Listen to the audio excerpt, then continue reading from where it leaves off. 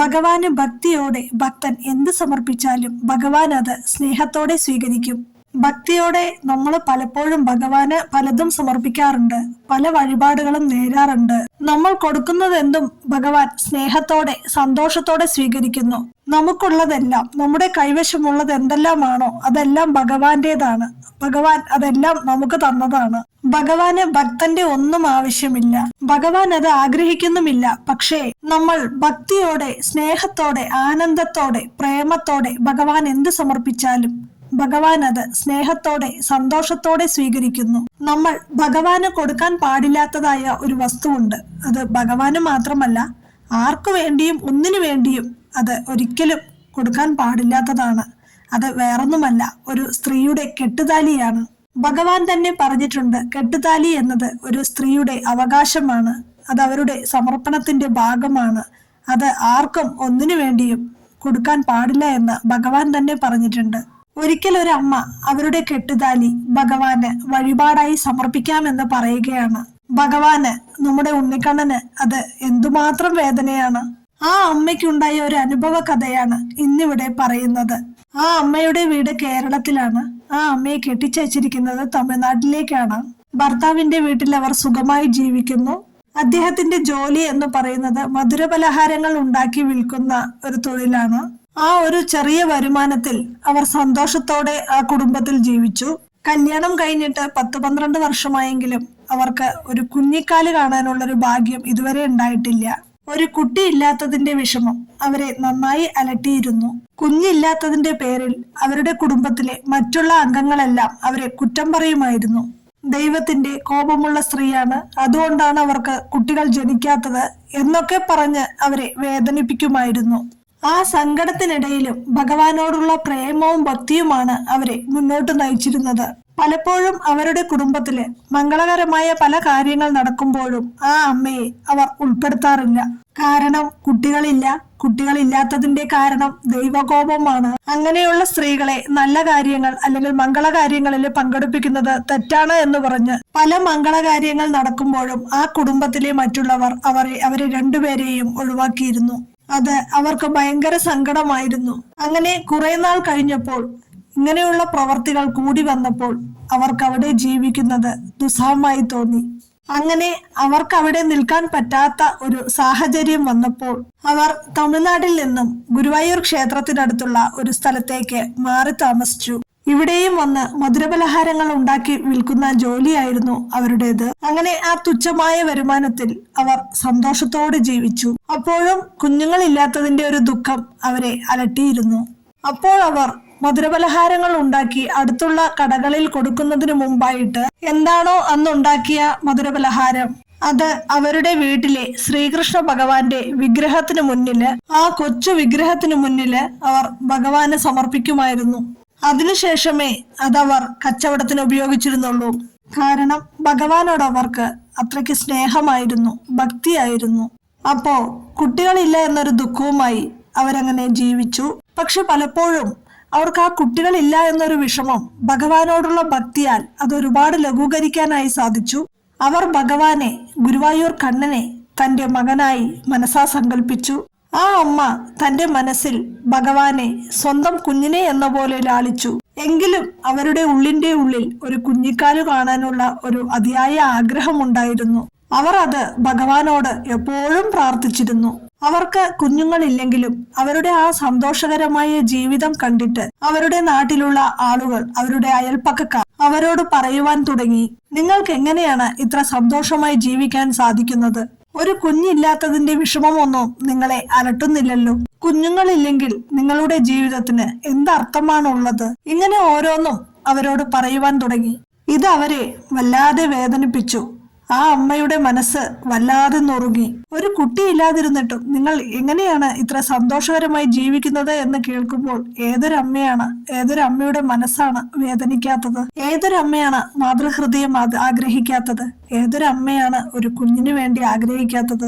ആ അമ്മയ്ക്ക് അത് വല്ലാതെ വേദനിപ്പിച്ചു. ആ അമ്മ വേഗം വീട്ടിലേക്ക് ഓടി തന്റെ ഭഗവാന്റെ കൃഷ്ണവിഗ്രഹത്തിന്റെ മുന്നിൽ പൊട്ടിക്കരഞ്ഞുകൊണ്ട് ആ അമ്മ ഭഗവാനോട് ഇങ്ങനെ പ്രാർത്ഥിച്ചു, കണ്ണാ, ഗുരുവായൂരപ്പ, മറ്റുള്ളവരൊക്കെ പറയുന്നത് അങ്ങ് കേട്ടില്ലേ? അതെന്തു തന്നെ ആയിക്കോട്ടെ, എങ്കിലും ഒരു കുഞ്ഞില്ലാതെ ഞാൻ എന്തുമാത്രം സങ്കടപ്പെടുന്നു എന്റെ കണ്ണ.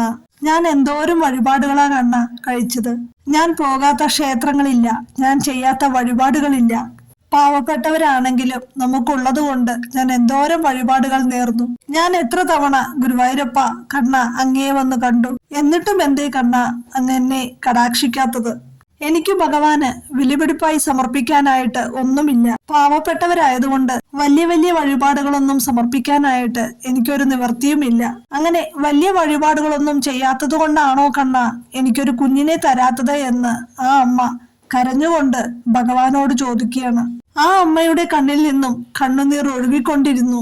അവസാനം ആ അമ്മ കരഞ്ഞുകൊണ്ട് ഭഗവാനോട് ഇങ്ങനെ പറഞ്ഞു, എന്റെ കയ്യിൽ ആകെയുള്ളത് ഈ ഒരു തരി പൊന്നു മാത്രമാണ്. എന്റെ കഴുത്തിൽ കിടക്കുന്ന ഈ താലിയാണ്, അത് മഞ്ഞച്ചരടിൽ കോർത്ത ആ താലി. ഇത് മാത്രമേ എന്റെ കയ്യിൽ വിലപിടിപ്പായിട്ടുള്ളൂ. ഇത് ഞാൻ അങ്ങേക്ക് വഴിപാടായി സമർപ്പിക്കുകയാണ്. ഒരു കുഞ്ഞിക്കാല് കാണാനുള്ളൊരു ഭാഗ്യം എനിക്ക് തരണേ എന്റെ ഭഗവാനെ. എന്നിട്ട് ആ അമ്മ തന്റെ കഴുത്തിൽ കിടന്ന ആ താലി ഊരിയെടുത്തിട്ട് ഭഗവാന്റെ വിഗ്രഹത്തിന്റെ കാൽച്ചുവട്ടിൽ സമർപ്പിച്ചു. എന്നിട്ട് ആ അമ്മ പറഞ്ഞു, ഭഗവാനെ, എനിക്കൊരു കുഞ്ഞിനെ തരുകയാണെങ്കിൽ ആ കുട്ടിക്ക് 1 വയസ്സ് പൂർത്തിയാകുന്ന അന്ന് ഞാൻ എൻ്റെ കുഞ്ഞിനെയും കൂട്ടി ഈ താലി അവിടെ വന്ന് അങ്ങേക്ക് വഴിപാടായി സമർപ്പിക്കാമേ എന്ന്. ആ അമ്മയുടെ മനസ്സ് എന്തുമാത്രം വേദനിച്ചിട്ടുണ്ടാകണം അല്ലേ? അങ്ങനെ ദിവസങ്ങൾ കഴിഞ്ഞു. ആ അമ്മയുടെ പ്രാർത്ഥന ഭഗവാൻ അല്ലെങ്കിൽ ഗുരുവായൂരപ്പൻ കേട്ടു എന്ന് വേണം പറയാൻ. ആ അമ്മയ്ക്ക് ഒരു പെൺകുഞ്ഞ് ജനിച്ചു. ആ അമ്മയ്ക്കും അച്ഛനും അവർക്ക് എത്രമാത്രം സന്തോഷമുണ്ടാകുമെന്ന് നമുക്ക് ഊഹിക്കാവുന്നതല്ലേ ഉള്ളൂ. അവർ അനുഭവിച്ച വേദനയുടെ ആഴം അത്രമാത്രമായിരുന്നു. അങ്ങനെ ദിവസങ്ങൾ പോയതറിഞ്ഞില്ല. ആ കുഞ്ഞിന് നാളെ 1 വയസ്സ് പൂർത്തിയാവുകയാണ്. ആ അമ്മ ഗുരുവായൂരപ്പനോട് പ്രാർത്ഥിച്ചിരുന്നതാണല്ലോ തന്റെ കുഞ്ഞിന് 1 വയസ്സ് പൂർത്തിയാകുന്ന അന്ന് തങ്ങൾ കുഞ്ഞിനെയും കൊണ്ട് ഗുരുവായൂർ ക്ഷേത്രത്തിൽ വരാമെന്നും തന്റെ താലി അവിടെ വഴിപാടായി സമർപ്പിക്കാമെന്നും. അതിനായിട്ട് ആ അമ്മ തലേ ദിവസം എല്ലാ കാര്യങ്ങളും ചെയ്തു തീർക്കുന്നു. അടുത്ത ദിവസം ഗുരുവായൂർ പോണം. തന്റെ കുഞ്ഞിനെയും എടുത്തുകൊണ്ട് അവിടെ ഭഗവാനെ ചെന്ന് കണ്ട് പ്രാർത്ഥിക്കണം. അതിനുശേഷം താലി വഴിപാടായി സമർപ്പിക്കണം. ആ അച്ഛനും അമ്മയ്ക്കും അതിൽ വളരെയധികം സന്തോഷമാണ്. താലി സമർപ്പിക്കുന്നതിൽ അവർക്ക് ഒരു സങ്കടവുമില്ല. കാരണം തന്റെ ഉണ്ണിക്കണ്ണനാണല്ലോ അത് സമർപ്പിക്കുന്നത്. തങ്ങളുടെ ജീവിതത്തിൽ ഏറ്റവും പ്രധാനപ്പെട്ട ഒന്നാണ് കുഞ്ഞുണ്ടാവുക എന്നത്. അത് ഭഗവാൻ ഗുരുവായൂരപ്പൻ നിങ്ങൾക്ക് നടത്തി തന്നല്ലോ. ഇനി എന്തിനു തങ്ങൾ വിഷമിക്കണം? അങ്ങനെ അവർ ഒരുപാട് സന്തോഷത്തോടെ എല്ലാ ജോലികളും വേഗം ചെയ്തു തീർത്ത് ഉറങ്ങാൻ കിടന്നു. നാളെ ഗുരുവായൂർ പോകേണ്ടതാണല്ലോ. ആ ഉറക്കത്തിൽ ആ അമ്മയ്ക്ക് ഒരു സ്വപ്നം കാണുകയാണ്. ആ അമ്മ തന്റെ വീടിന്റെ ഉമ്മറത്തിരിക്കുമ്പോൾ ഒരു കുഞ്ഞു ബാലൻ ഓടി വന്ന് അമ്മയുടെ മടിയിലിരുന്നു. മുടിയിൽ മയിൽപീലി ചൂടിക്കൊണ്ട് പട്ടുകോണകമൊക്കെ ചുറ്റിക്കൊണ്ടായിരുന്നു അവൻ വന്നത്. അമ്മയ്ക്ക് മനസ്സിലായി അത് സാക്ഷാൽ ഗുരുവായൂരപ്പനാണ്, തന്റെ ഉണ്ണിക്കണ്ണനാണ് എന്ന്. ആ അമ്മ അവന്റെ കവിളിൽ മാറി മാറി ചുംബിച്ചു. ചിരിച്ച് സന്തോഷത്തോടെ വന്ന ആ കുഞ്ഞു ബാലന്റെ മുഖം പെട്ടെന്നാണ് ദേഷ്യത്താൽ ചുവന്നത്. അവൻ അമ്മയോട് ഇങ്ങനെ പറഞ്ഞു, എനിക്കെന്തിനാണമ്മേ അമ്മയുടെ താലി? അത് അമ്മയ്ക്ക് അവകാശപ്പെട്ടതാണ്. അത് എനിക്ക് എന്നല്ല ആർക്കും ഒന്നിനു വേണ്ടിയും കൊടുക്കരുതമ്മേ. അത് അമ്മയുടെ കഴുത്തിൽ കിടക്കുന്നതാണ് ഈ ഉണ്ണിക്കുട്ടന് സന്തോഷം. എനിക്ക് വേണ്ടത് അമ്മയുടെ താലിയല്ല, അമ്മയും അച്ഛനും ഉണ്ടാക്കുന്ന ആ മധുരപലഹാരങ്ങളാണ്. എനിക്ക് അതുമാത്രം മതി. അതാണ് എന്റെ സന്തോഷവും. ഇതും പറഞ്ഞ് ആ ഉണ്ണിക്കണ്ണൻ പെട്ടെന്ന് അപ്രത്യക്ഷനായി. പെട്ടെന്ന് അമ്മ ഉറക്കത്തിൽ നിന്നും ഞെട്ടിയുണർന്നു. ആ അമ്മ താൻ കണ്ടത് സ്വപ്നമാണോ സത്യമാണോ എന്നറിയാതെ ആകെ വിഷമത്തിലായി. അത് സത്യമാക്കണം എന്നായിരുന്നു അവർ ആഗ്രഹിച്ചിരുന്നത്. അവർ രാവിലെ എഴുന്നേറ്റതും ഭർത്താവിനോടും ഇക്കാര്യം പറഞ്ഞു. അവർ രണ്ടുപേരും അത് ഉറച്ചു വിശ്വസിക്കുന്നു.